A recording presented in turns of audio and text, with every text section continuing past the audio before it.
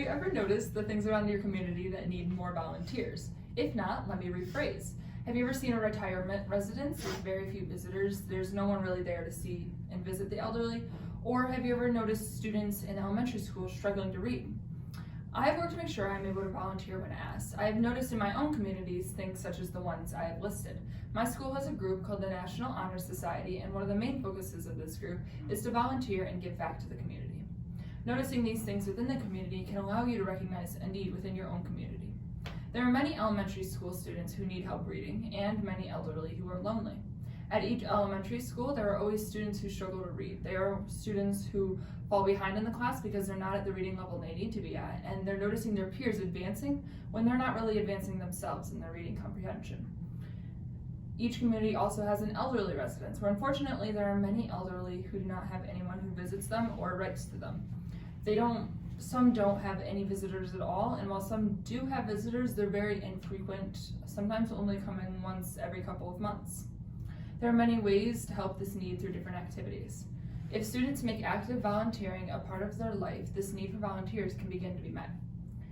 Students who can volunteer at the elementary school and read to younger students to help them learn to read. So if older students, high school students, go to the elementary schools and read books to the younger students, this can help the students develop a stronger vocabulary, and this can also help the younger students become more confident in their abilities. As they hear older students read to them, they develop more cognitive recognition, and it can apply this to their own reading. They listen to the different words that are being spoken and the different sentence structures, and they take these in, recognize them, and apply that to their own reading when they're learning how to read more. Volunteering at an elderly home also creates less isolation for seniors. The elderly often do not have frequent visitors, so students can visit the elderly home, and that reduces that isolation that they feel. This creates new relationships, and students are also able to learn from the elderly and gain a new perspective on life. The elderly have obviously gone through life and they've had lots of experiences, and so they can impart their knowledge on the younger students, a different generation. If each person makes volunteering an active part of their life, your community can change for the better. Imagine your community with elderly that do not feel forgotten and alone, and kids that are learning to read and gaining role models within the community. Imagine visiting your elementary school and you can see each student who struggles with reading comprehension is getting a chance to improve their own understanding and gaining those role models within their own community.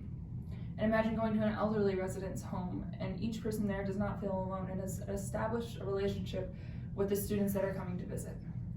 This is an achievable goal, and all that needs to be done is for students to take action. Therefore, making volunteering an active part of your life can have a great impact on yourself and those around you, and especially your community. Students will be able to read with ease and be more confident in their abilities. The elderly will feel happier as they create more relationships and feel less isolated.